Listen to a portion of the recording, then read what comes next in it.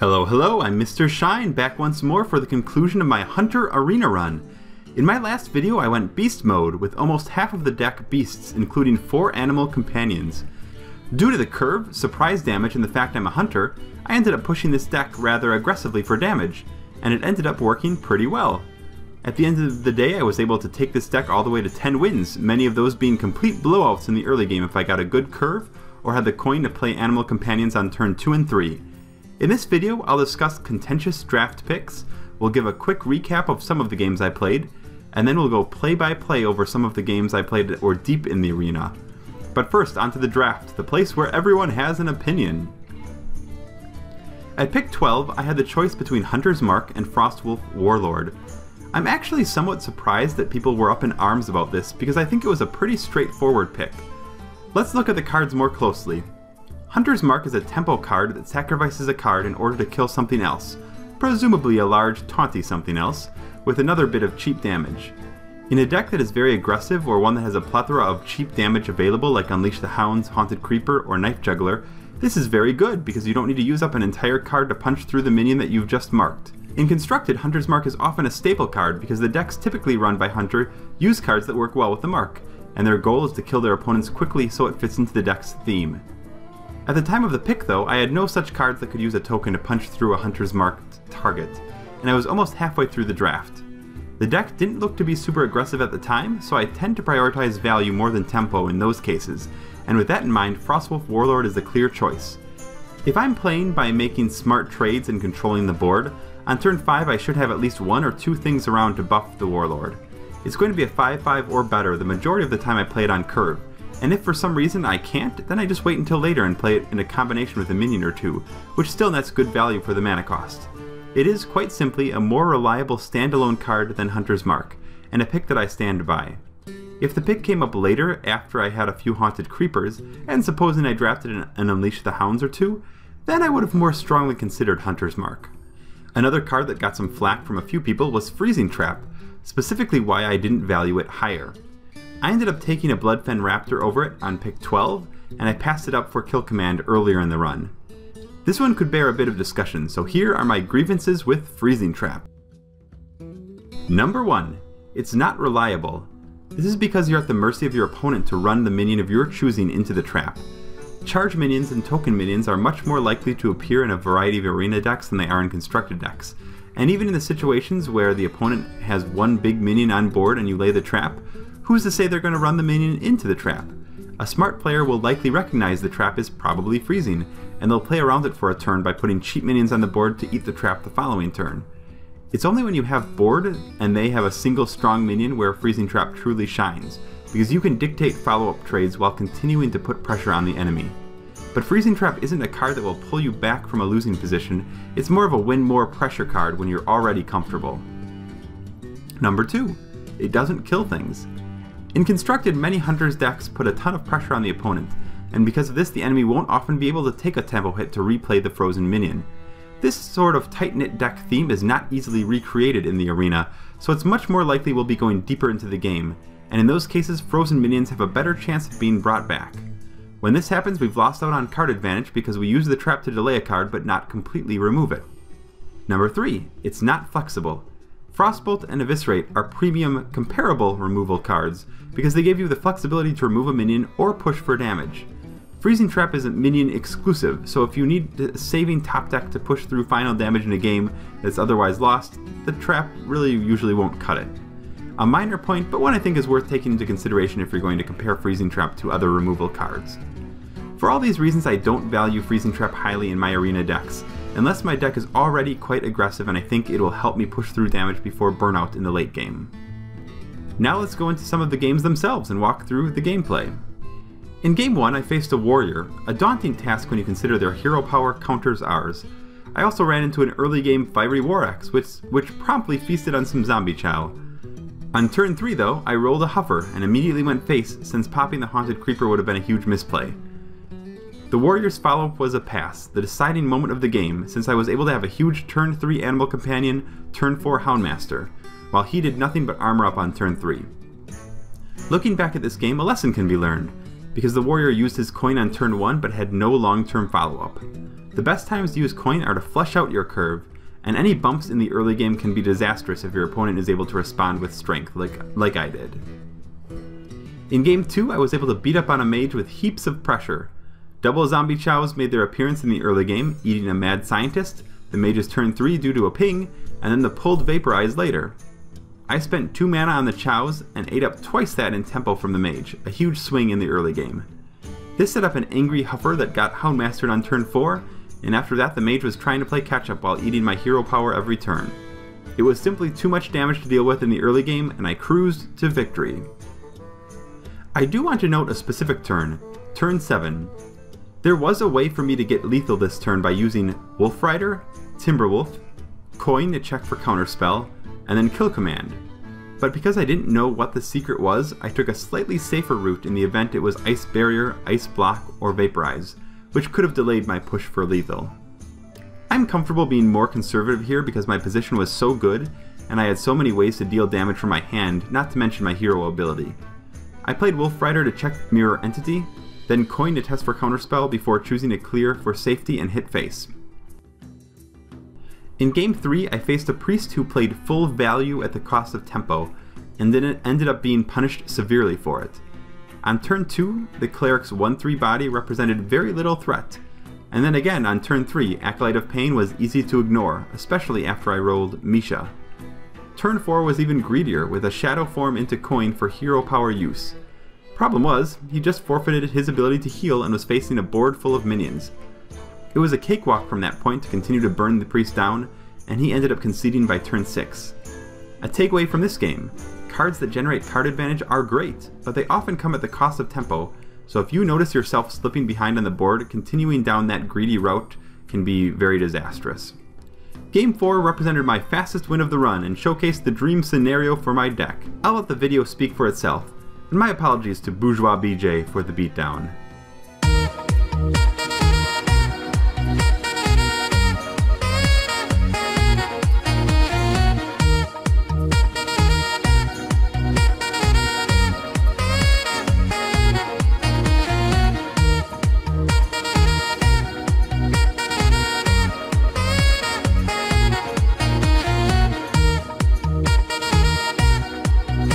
I'm going to skip a bit and comment more on Game 11, which was my second loss. This was quite an interesting game, so I'm going to walk through my turns play by play. In the mulligan phase, I decided to keep the Chow and the Companion. The Chow is pretty self-explanatory, but the reason I kept the Companion is because it's a huge 3-drop and I have 3 others in the deck, so there's not a bad chance I'll be able to pick up another and be able to coin out one on turn 2. In turn 1, unfortunately my opponent was able to match my Zombie Chow with his own, so my hopes of putting immediate pressure won't get realized. The obvious plan for me is to follow it up with my own Zombie Chow.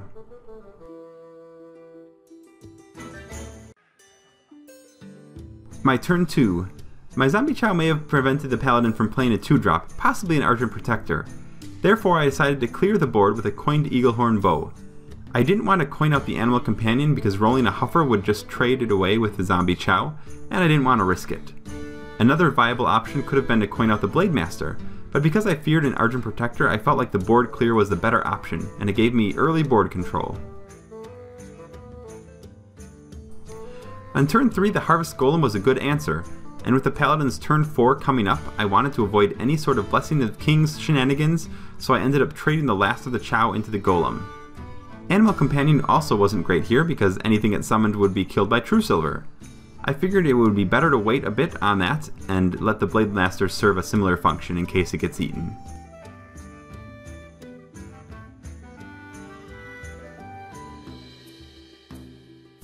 In turn 4, the fearsome True Silver has regained the board for my opponent, and I'm forced to throw the Dark Iron Dwarf into the fire to stay on curve. Even though it dies to the weapon, it's best to get the weapon out of play sooner rather than later before he can build too much of a board behind it.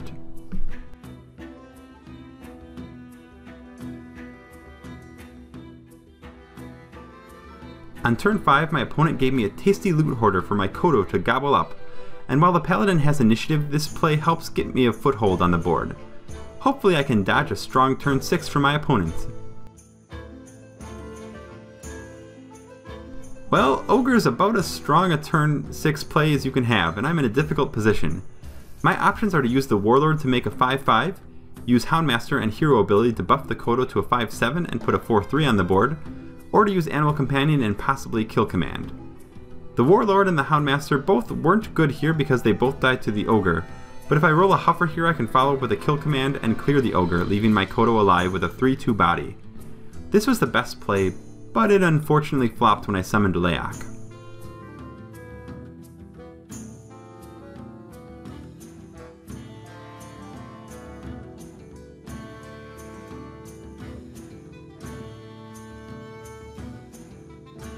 On turn 7, the Ogre Pain Train is rolling now and the game is starting to slip away from me. With no good way to get the board under control against double Ogre, I have to change plans a bit and start pushing some damage to the Paladin's face. I opt for the Houndmaster Kill Command play, which clears one Ogre and forces the second Ogre theoretically to run into the taunting Kodo. I think this was the best play for the time because it helps manage the board while also putting a bit of pressure on the Paladin.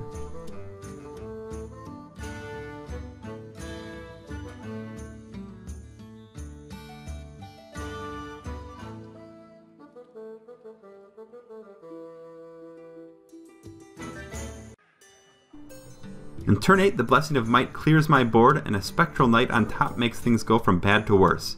I have no good options here, since any minions I play will be cleared while part of the Paladin's board still remains. I figured what better time than now to play the overcosted Buzzard, since theoretically one will still trade with the Ogre alive, and I might be able to draw an answer. I didn't want to play the Rocketeer because I want to get the Paladin down low enough where the surprise charge damage might be able to steal the game.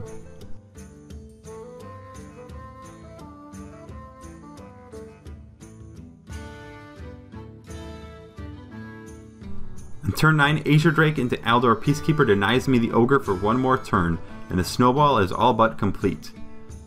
Fortunately, my health is high enough to survive one more turn, and the Timberwolf gives me a glimmer of hope if I need to squeeze out a bit of last-ditch damage.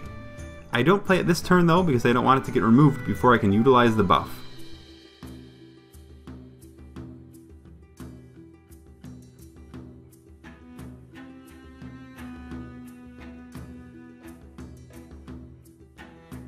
Turn 10, the top-decked Earthen Ring Farseer heal comes at the perfect time, because what should I happen to draw but another Animal Companion? And what companion does it summon? A Heroic Huffer! It turns out I had 16 damage to throw at the Paladin that turn, enough to finish him if it wasn't for that heal. So close and yet so far in this game. Even though I lost, I think I made the best decisions to maximize my chances to win there. It just so happened that the Paladin was able to get a strong 1-drop and a True Silver to stem my early aggression, and the back-to-back Ogres in the early-late game gave him the ability to make crushing trades. However, this is only half of the Paladin saga, because after re-queuing, who should I happen to stumble upon but the very same Paladin once more. Even though his deck was strong, I had the fortune of seeing some of his cards, so I was a bit more prepared for what I might encounter. In the mulligan, I sent back the Kill Command and the Timberwolf, because both of these are things I'd rather see in the mid-game to kill a more solid minion or push for damage. Besides, I have 4 Animal Companions and I want to make sure I can drop one on curve. In turn 1, even though I didn't see any secrets in the last game, I still want to hold on to the Flare because there's a chance it might snag the rare secret my opponent's deck may hold. On turn 2, no Zombie Chow on turn 1 for my opponent, so this time I get to be the one to establish the board of my trusty Bloodfen Raptor.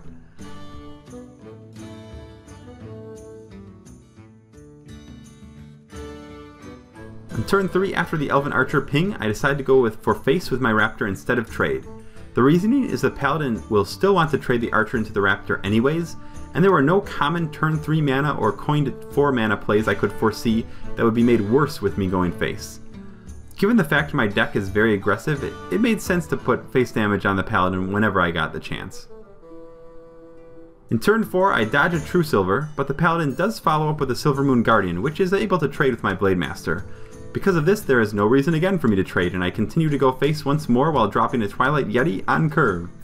The 5 HP has the added benefit of being able to survive a True Silver attack. Things are looking up right now since I've been able to remain on curve and stay one step ahead of the Paladin.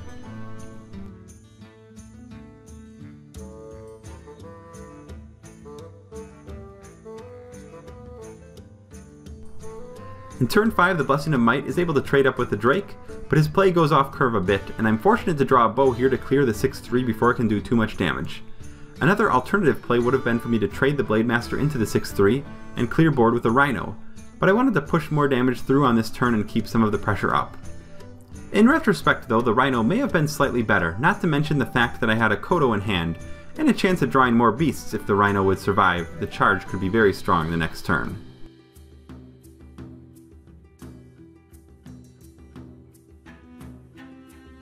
In turn 6, the Clear and Belcher stops my aggression in its tracks, but I decide to play the Rhino now and hope the Paladin can't remove it on this turn.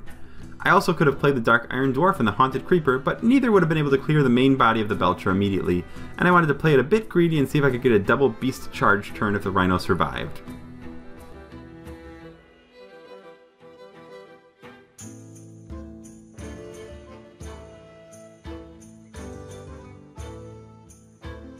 In turn 7, the dreaded Ogre comes out on my opponent's turn 6, but fortunately my Rhino survives, so I'm able to get some extra beast value this turn.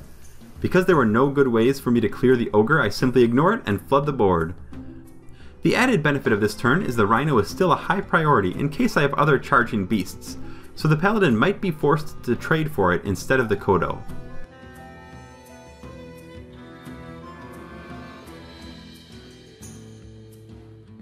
In turn 8, just like before, the Paladin's strong late game minions are starting to assert their dominance on the board, but in this game I've been able to get much more pressure on the board, and his life totals are in a much more dire spot. I again push damage with a few buffs and set up a finisher. The benefit of me buffing the Haunted Creeper with a taunt are twofold.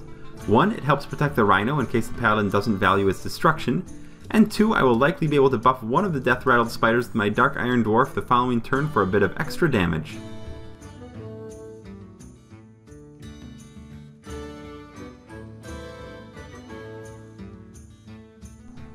In turn 9, despite the valiant effort by the Paladin, I had too many threats on the board to clear, and without a big heal, my oppressive board state gives me the win. I wish I could end it on that note and say that was the final game of the run, but unfortunately we have to end on a sour note because I ended up losing the following game against a mage. My start looked very good in this match based on my hand, but a bit of bad luck foiled me in the early game. Specifically, a Heroic Ooze, which was able to destroy a weapon charge of mine, and then trade with Huffer when I rolled the only beast that could trade with the Ooze without additional resources used from the mage. She was then able to follow that up with a Water Elemental on turn 4 and a Spectral Knight on turn 5. I'll spare you the gory details since we already covered a few other interesting games, but I was able to come from within a turn from lethal again, but the mage was able to top deck a Silence to get through my taunt and had just enough damage in hand to punch through. In the end though, I'm quite happy with this deck. Even in the games that I lost, I felt like I had a fighting chance to pull out a win, and it just so happened the opponent was able to draw the answer to keep them out of reach. I think in better circumstances this had the makings of a 12-win deck, but luck is certainly a factor when you start to reach the top tier of any arena run. The gold I got from the arena run was quite welcome to filling up my coffers after a pack buying binge.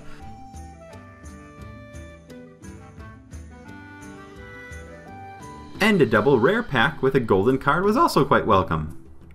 All in all, a very successful hunter run. Well, that's it for today. If you enjoyed this video and want to see more, check out more content at HearthstonePlayers.com and subscribe to the YouTube channel for weekly videos. You can also check out my personal YouTube channel if you want to see other gaming content.